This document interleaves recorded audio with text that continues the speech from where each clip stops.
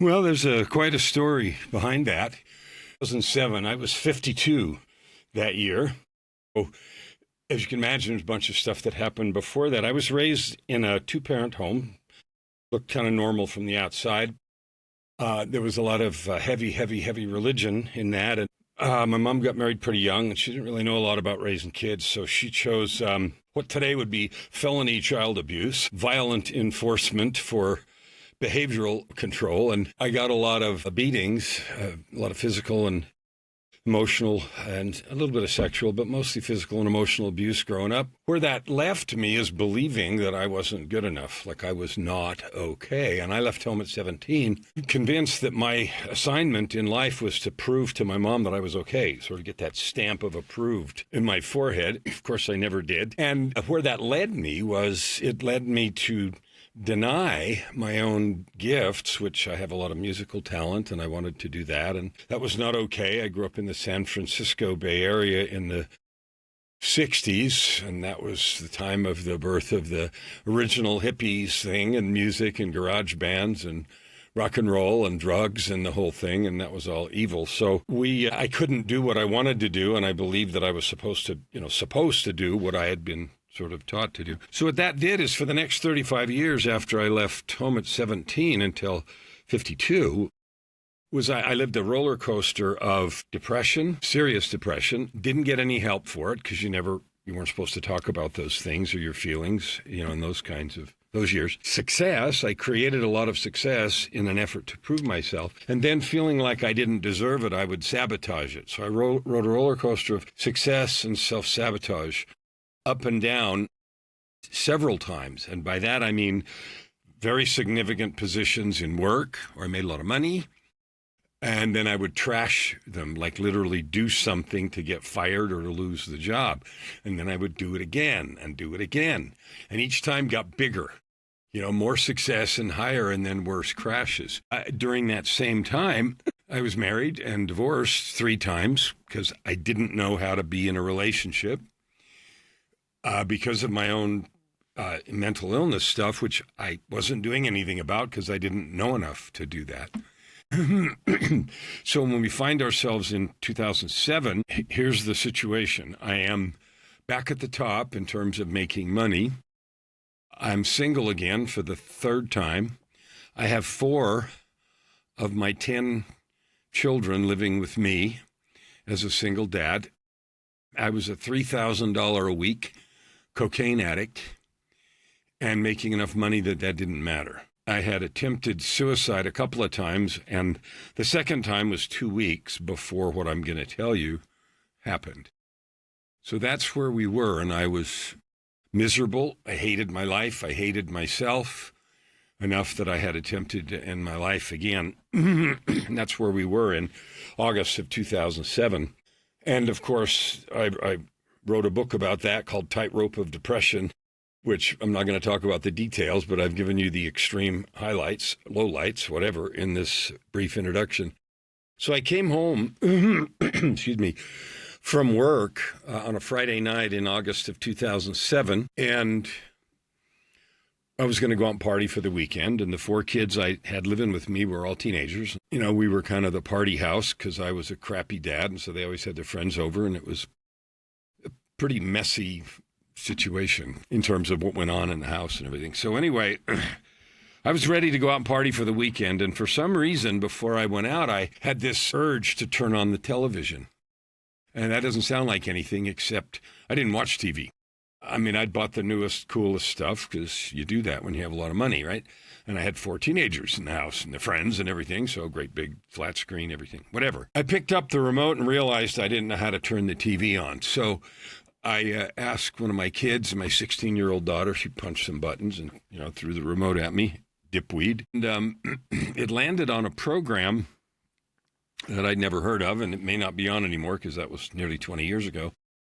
18 years ago, and it was called Intervention. Intervention was a reality TV show about families who staged professional interventions for busted loved ones. Like they'd call, counselors or priests or whatever, together, and then they'd lure the person there to have an intervention, right, to try to help them. Anyway, the protagonist in this show was a high-ranking executive with a cocaine problem. So I watched the show for about 10 minutes, and I'm like, yeah, I'm not watching this crap. So I turned it off, and I mean, obviously the irony wasn't lost on me, but I'm not watching this crap. So I turned it off and went, did some other stuff, and was ready to go party. And I had this irrepressible urge. I had to turn the television back on. So this time I knew how, so I did. And that show started over. And we didn't have a recorder, and it wasn't on the schedule. And no, it can't do that. I understand. But it did, and that freaked me out. So I watched the show. It went badly. The guy yelled at his family, swore he didn't have a problem, stomped out of the intervention, et cetera, et cetera. And when I got over, instead of going out to party, it freaked me out. So I went to bed. And when I went to bed, I went to hell. And what I mean by that is I went somewhere. I felt out of body. I was in a big room like a theater. And I was watching these scenes from the stage, and I could hear all the voices and stuff. And the scenes were all scenes from my life. And every scene was focused on suffering. The suffering that had been inflicted on me as a kid, growing up through and including the suffering I had inflicted on everybody else as a drug addict and, broken person, and divorces, and just the disaster that my life had been. And the experience of watching those was so intense that I can't describe it. It was intense. It was painful. It was agonizing. And it went on forever. And after a long time, obviously at the time I had no idea how long, but it felt like forever, I heard a voice. And it was behind me a little bit, and it said very clearly, "It is enough." And it wasn't a shout. It wasn't anything. It was just, "It is enough." I woke up and I was completely freaked out for 3 reasons. 1, I was all twisted and upside down and backwards in bed. And 2, all of the bedding was completely soaked, like to wring it out. And I never knew why, but I made up the reason. I imagined that it was because the intensity of the experience had caused me to have that kind of, sweat or whatever. But I mean, it was intense. It was like you could wring it out. I didn't even know you could lose that much water. But anyway, the third reason, and the biggest, was the sun was shining in the window, and the window faced west. So I got up and realized it was 5 o'clock Saturday afternoon. So I'd been somewhere for 18 hours, and I sat thinking about what had just happened and what I'd seen and everything. And I knew one thing. I realized, okay, I've been invited to change. I don't know how. I don't know where to start. I don't know who to talk to. I don't know anything, but I'm done. We're done with this. So I got up and I threw away about $1,000 worth of drugs and stuff that I had laying around, because I always had that. And I quit cold turkey that day. And that got me sober, but it didn't do anything about how I got there in the first place. I mean, the self-sabotage, the depression, the struggles, the self-loathing, hating myself, and all the rest. But that was only the first half of the divine intervention. On Monday, I knew I had to get away from everything I'd been doing. That was the 30 years. I'd been in the business I was in 30 years, from 77 to 2007. So anyway, I went back to work on Monday and knew I had to change things, but I was at least now sober. And because of the position that I had, I used to get a lot of free stuff. I used to make decisions in that position that affected other companies, sometimes to the tune of billions of dollars. And so I got lots of be nice to Kellen stuff, not bribes, but tickets to this and front row seats on the ice, because I was in Canada, right, for hockey games and concerts, and expensive bottles of booze, like I needed that, that kind of stuff, right? Be nice to Kellen stuff. So one of the things I got was a pair of tickets to see a Yo-Yo Ma concert. Now, if you know classical music, you know who that is, and if you don't, you don't. But in the classical world, that's like, oh! And so I was excited out of my mind. And then I thought, wow, I don't want to waste this other ticket, because they were like $1,000 a piece for the tickets. So, and I certainly didn't have anybody to take. So I talked to the groups that I managed, and I said, who likes classical music? And a woman in one of the groups said, well, I do. And I said, have I ever given you anything before? And she said, no. I said, okay, fine. See you there. So I gave her the ticket, 2-3 weeks later, and we met at the venue, and the concert was spectacular, like I knew it was going to be. Now, as of the concert, I'm now nearly 3 weeks stone cold sober. And halfway through the concert, and of course the tickets were together, but we hadn't come together. I had this feeling come over me that I recognized from 3 weeks, 2.5 weeks before. And I heard this voice say to me, "You need to marry this woman." And I said, "You are insane." I said, "I have screwed that up 3 times. I don't know how to do it. I'm 3 weeks, 2.5 weeks sober. Like, this is not happening." So later that night, we were backstage because they were backstage passes and tickets to the reception, and that's how come they were so expensive. And the voice came back and said, "And you need to tell her tonight." I went nuts. I'm like, no, there's a lot of problems with that. First of all, I actually don't know her. I mean, I knew who she was because she's in one of my groups, but I don't know her well enough to know if she's in a relationship. Like, I don't even know that. And second, like she could have me arrested or for harassment or, HR or something. No, we're not going to do that. And you don't win those arguments. So I did. And it went about like you would have expected. Are you insane? And, she left. And the good news was she wasn't in a relationship, which I didn't know. And the other piece of good news is she didn't call the cops or the HR or whatever. She didn't do anything. Over the next 3 or so weeks, she had her own set of experiences. And 3 or 4 weeks after that concert, she resigned from her position and her entire career. I walked away from millions of dollars of contracts that I had. I didn't have a job. I had a consulting position, but it was permanent. And walked away from all that stuff, and we walked off into the sunset together. And that was 17 years ago last December. So we just celebrated our 10th wedding anniversary. And it was as crazy as it sounds. And what I know is she was literally the angel that was sent to help me learn how to be a person, learn how to tell the truth, learn how to have a friend, learn how to be a friend. Because even though I was 52 and had 10 kids and 3 ruined marriages, I didn't know how to do any of that stuff at all. And that's why I'd been one of the consequences of my life and my disastrous life. So, and the most interesting and fun part of that was her name is Joy. Okay, so, and we literally walked away from everything in October. And so that was like barely 60 days after the first event. And about a month after the concert. She moved in October. We quit everything and we got married in December, and that's how come we've got 17 and a half years now. Though those events got me sober, it didn't do anything, like I said, about how I got there. And so she knew everything. I mean, like I told her everything before we got started because I didn't want there to be any surprises. And she was invincible. She found me counselors to talk to and just supported me for the next 2 or 3 years as I got my mental health organized and learned how to be vulnerable and learned how to talk to people and learned how to do the things that I had never learned to do. After 2 or 3 years of that, in about 2010, I had made radical and massive changes about who I was being, and everything else. And then it occurred to me, well, you could really be helpful to other people who are going through some of this same kind of stuff with all that I have learned and am doing. And so I began to be overwhelmed with this yearning and desire to help, to be of service because of what I had experienced and was continuing to experience. And I thought, how will I do that? And 2 things occurred to me. One is I should start writing. And 2, I thought, well, I guess that's coaching, so maybe I should do that. I really didn't know anything about it at all. So I decided to become a coach and did some studying and did whatever, and also began to write.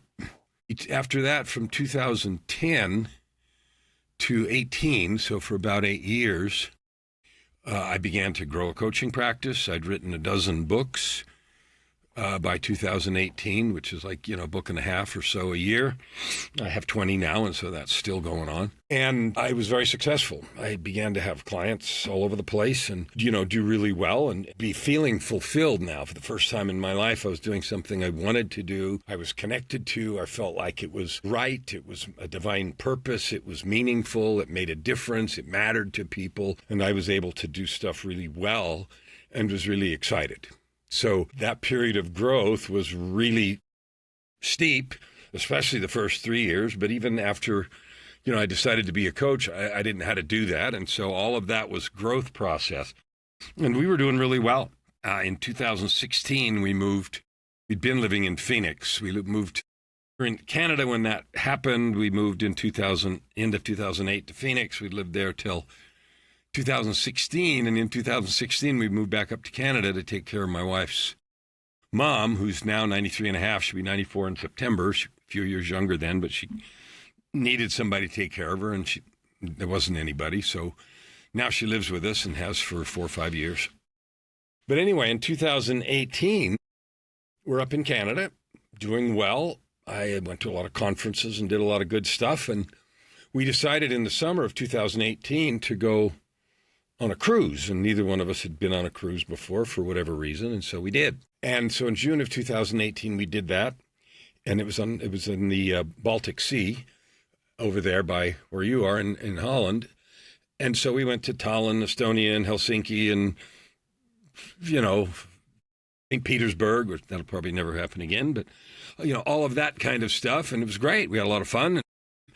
At the end, I got sick. And so we were done. We're back in Oslo, and we're going to go to Amsterdam and then fly home over the pole. And so in Oslo, it was Monday, and I was getting sick, and I had a fever. And so the next day we flew to Amsterdam and then home. And I was obviously sick on the flight. And of course, that was pre-pandemic. Today, they would have just thrown me out the window.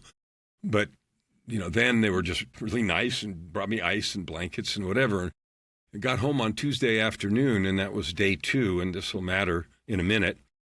And Oslo was day 1. Amsterdam was day 2. And we got home Tuesday late afternoon, and on Wednesday, Thursday, Friday, things get worse and worse and worse. So that's day 3, 4, and 5. And finally on Friday, I'd gone to bed, and I kept thinking things would get better, and they didn't. And so by Friday, I was sick. I could barely function. And so we went to a walk-in clinic here, which they have in Canada, it was close to our house, and we'd gone there a bunch of times.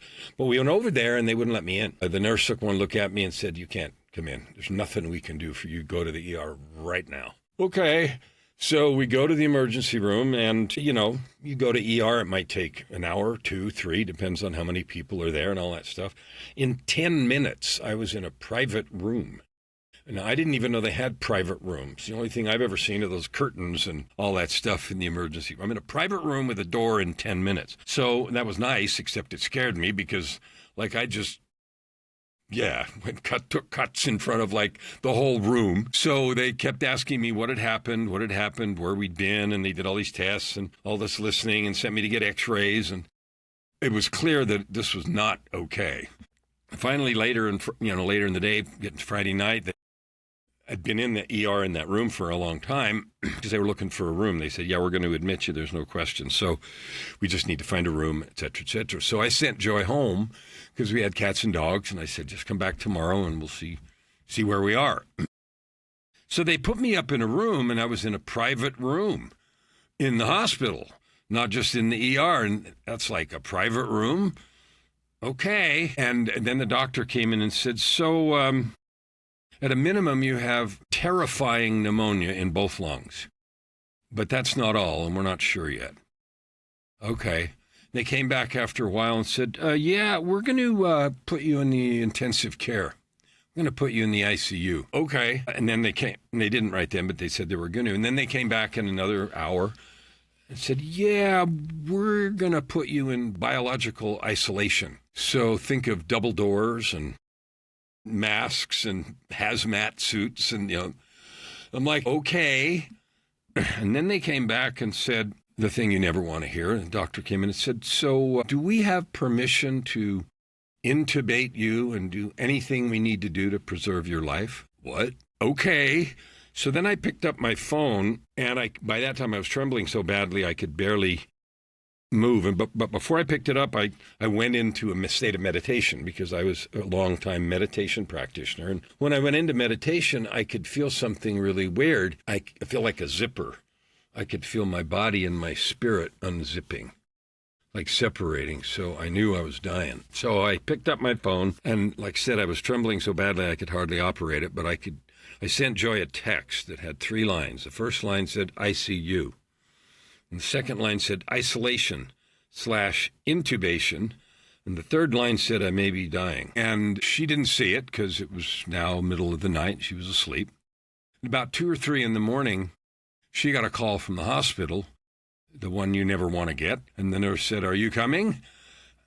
And she said, "What?" And then she looked and saw my text. Somewhere in that time, between 11:30 and 11 or something and 2 or 2:33 in the morning, I had coded, flatlined, and they knew it was coming because that's why they ask all those questions. Of course, I didn't know. And so I flatlined. And when I did, and I died. And when that happened, by then I was in the ICU, but of course I didn't know all that till later. I sat up spiritually, my spirit body sat up, and because I was on a stretcher, so I sat up. And the room had changed. Instead of being full of nurses and doctors and people jumping around trying to revive me, it later turned, I saw a picture, Joy took a picture later. I was literally restrained on a bed with restraints, and you've seen the pictures in the movies. Okay, and that's what I looked like. So I sat up spiritually, and the room had changed. It was kind of gray, like a foggy, a little bit misty, foggy, and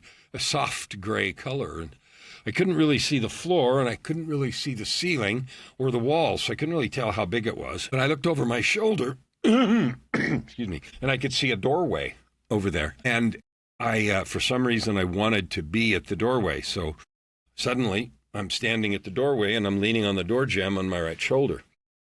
And I looked across through the doorway. There wasn't a door. It was open. And I saw that the other side of the doorway was white. My side was this soft gray, and the other side was white. And it wasn't light streaming through or anything. It was just gray on my side and white on that side. And then I realized there was someone standing on that side, leaning on the door jamb, like right there. And that person looked at me and said, "Do you want to come home?" And in a millionth of a second, in the way that you know things that you know in that kind of place, I knew who I was talking to, what the doorway was, what the question meant, and everything, like instantaneously. So we talked about it for a while. We talked about everything that had happened in 2007, everything I'd been doing since then, the books that I'd written, the mission that I was on, trying to help people and all that kind of stuff. And we talked about it, and as we talked, I just had this feeling of not being complete. So after we talked for a while, I said, "Well, I'm not done." And he said, "Okay." And that was the end of the first of 3 conversations. I'm quite sure that that's when they were able to restart my heart and revive me. And I made a conscious and intentional choice. I'm staying. The next day, now I was in a coma for 17 days. But the next day, and people often ask, "How did you know it was the next day?" It was the next day, okay? You just know stuff. So the next day, I'm back at the same door, on the door jamb, talking to the same person, and the topic of the previous day didn't come up because that was decided. So, okay, you're going to stay. What are you going to do? And I talked some more about what I've been trying to do, what I'd learned in my own healing, and trying to help other people with their healing and struggles and fear and depression and not good enough, and the yearning we all have to add good to the world and make a difference and everything else, and everything I'd been doing. And we talked about all that, and that I wanted to keep going. And I talked about some of my clients and things that I was doing and places I'd been speaking, and we just talked about it. And then I had a really powerful, intense experience. There's a movie that was made sometime in the 90s, so about 30 years ago, and it's a movie about aliens beaming information to Earth, and they build a spaceship and stuff like that. It was a movie called Contact with Jodie Foster, and I refer to that movie because it was a scene in that movie. That's the only thing I have ever seen that is kind of like what happened.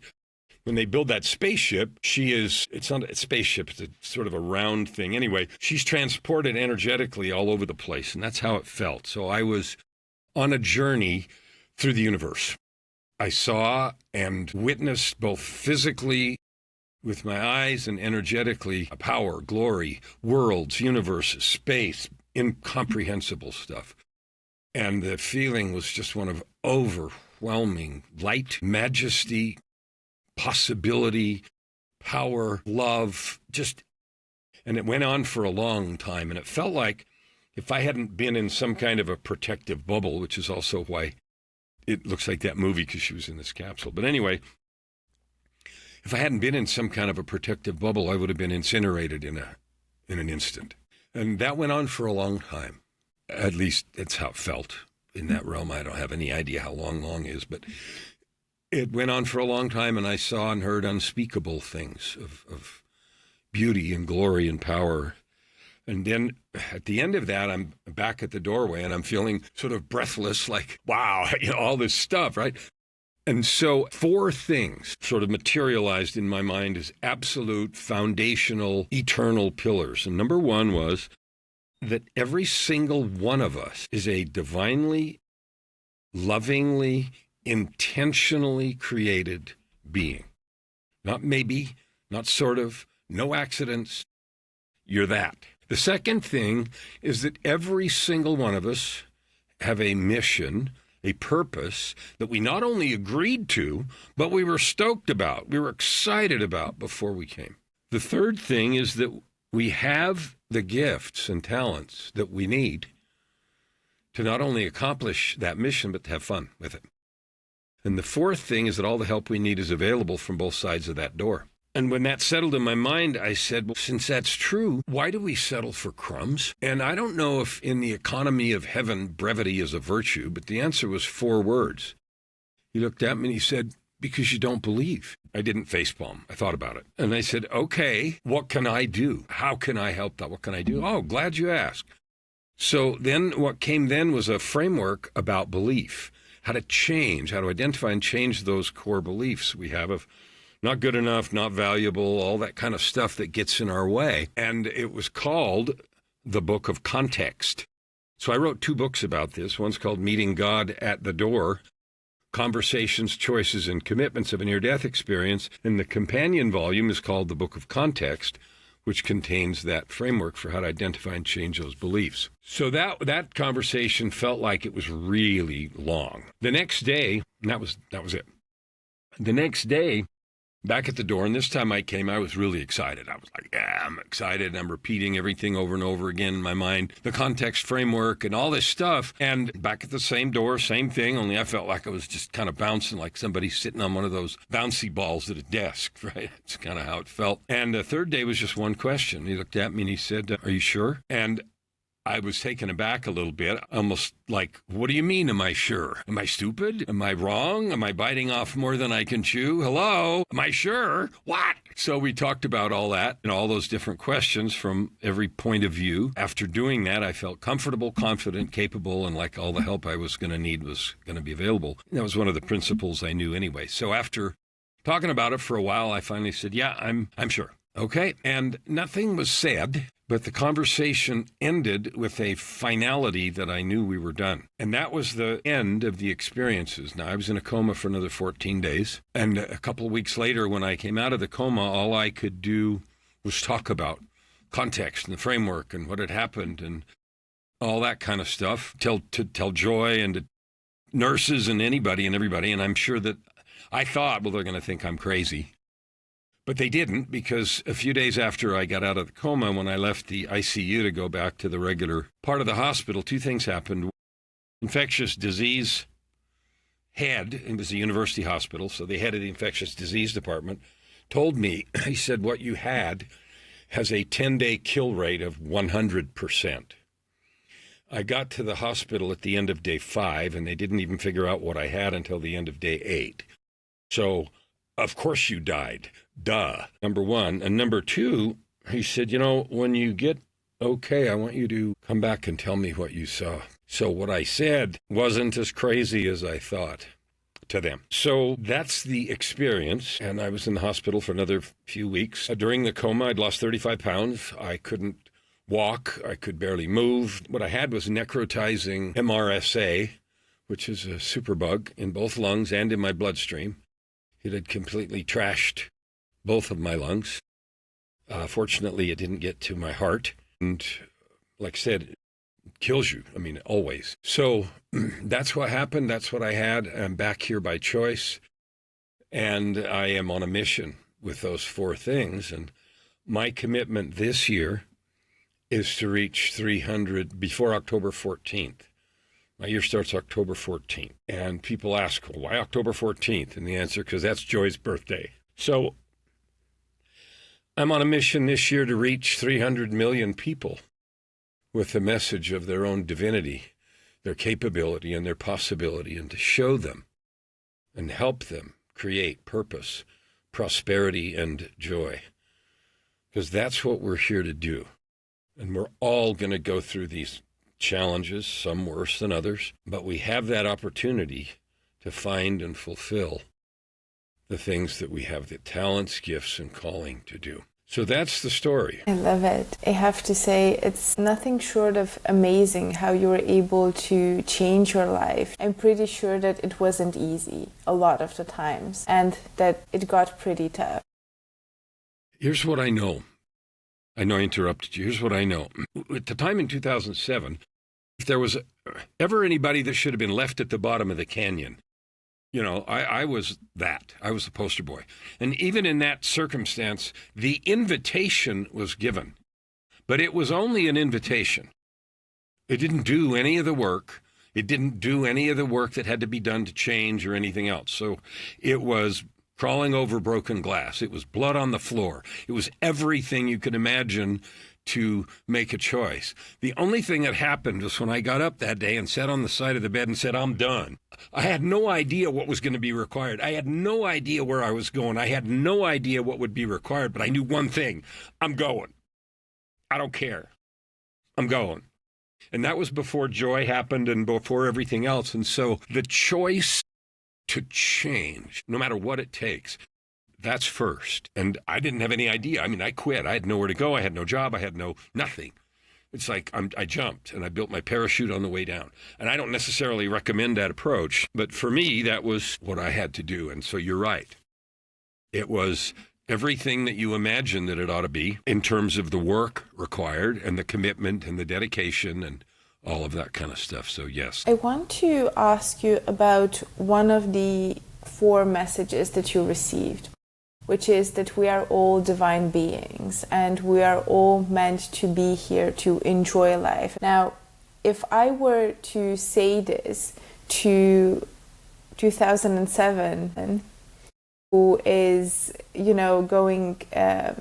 who is using drugs every week, who is hating his life, who's not sure how he could ever get unstuck, what would I need to say to get through to that person, to get him to believe me?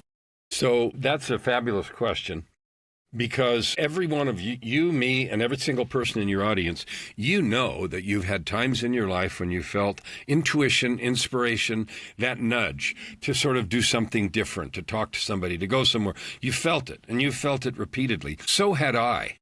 Hundreds, maybe thousands of times, and I had ignored it.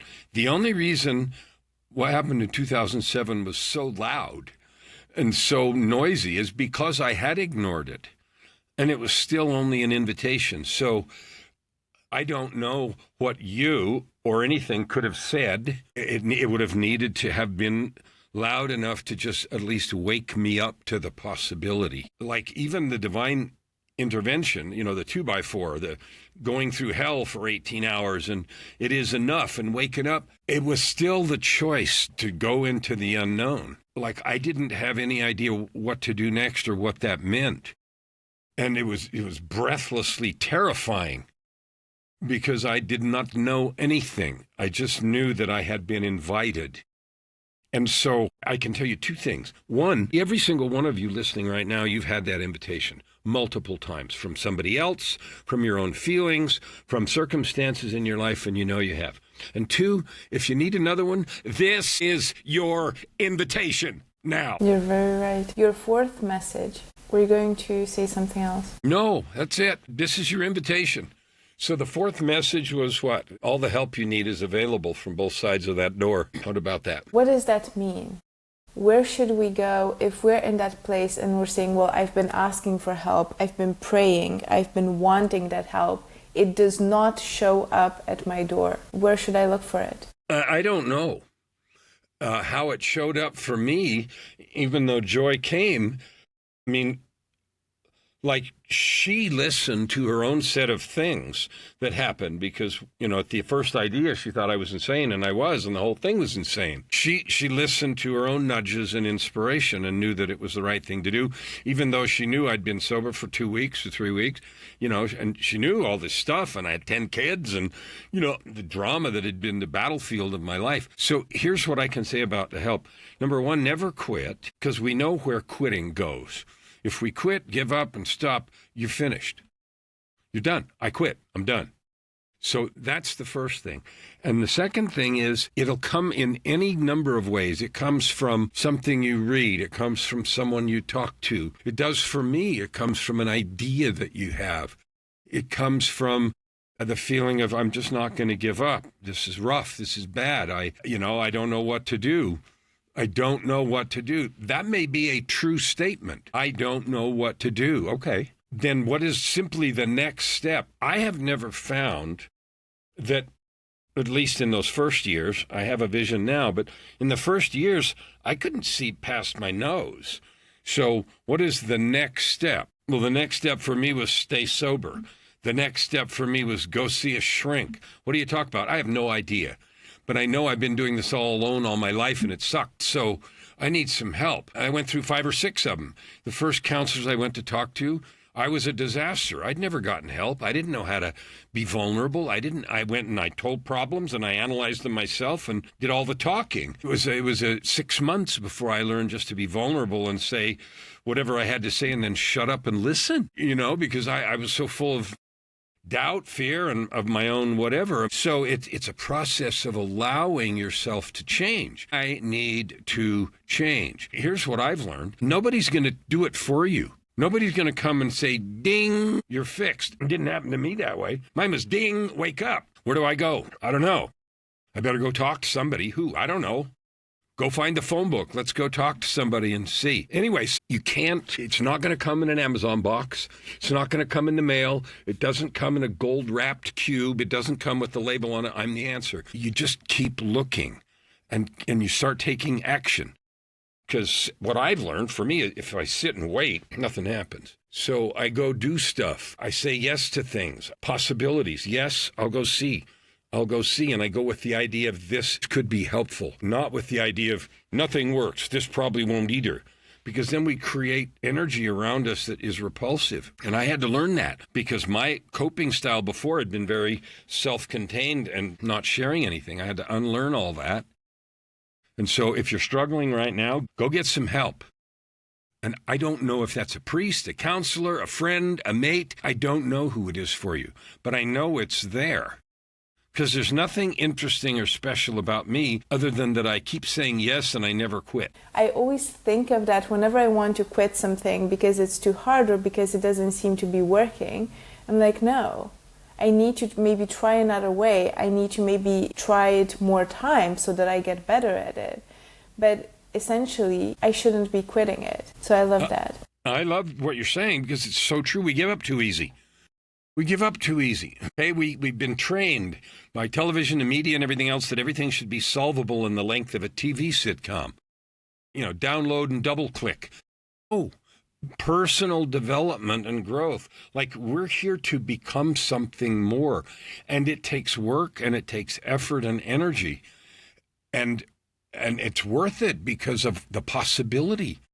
Like, you and I, we're free to settle for mediocrity. We're free to settle for what's easy and obvious. You're free to do that.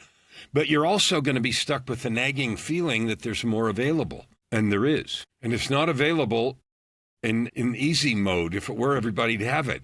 It's available because it takes what it takes to get where you're going.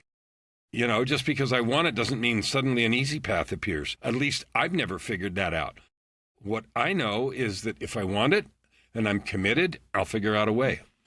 If you spell my name right, there are only 2 in the entire world, and the other one is my son, and he's, 20-something years younger than me, so you can tell. If you Google my name, there are thousands of hits. All my books are on Amazon. I have 94, nearly 100 songs in commercial release. They're on Spotify, Apple, Amazon, and everything.